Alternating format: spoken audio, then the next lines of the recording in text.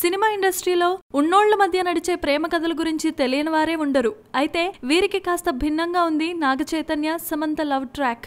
వీరి వ్యవహారం బయటకు రాకముందే ఇరు కుటుంబాలు మాట్లాడేసుకోవడం, పెళ్లి చేయాలని డిసైడ్ కావడం, ఓపెన్ గా చెప్పేయడం, గ్రాండ్ గా ఎంగేజ్మెంట్ కూడా పూర్తి చేసేసి పెళ్లికి కాస్త టైం తీసుకున్న ఈ లవ్ బర్డ్స్ బాగానే ఎంజాయ్ చేస్తున్నారు.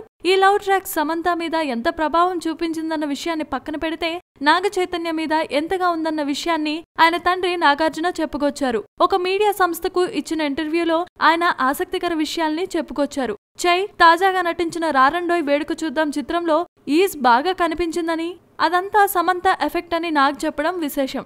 చైతులో గతంలో కంటే ఎక్కువ ఈజ్ కనిపిస్తోందని, మనిషి చాలా రిలీఫ్ అయిపోయాడని, ఎప్పుడూ సంతోషంగా కనిపిస్తున్నాడని నాగ్ చెప్పారు. అదంతా సమంత ఎఫెక్ట్ ఏమో అంటూ నవ్వుతూ చెప్పుకొచ్చారు. మనం సినిమాలో సమంత బాగా క్లోజ్ అయిపోయిందని, సార్ సార్ అని పిలిచేదని చెప్పారు.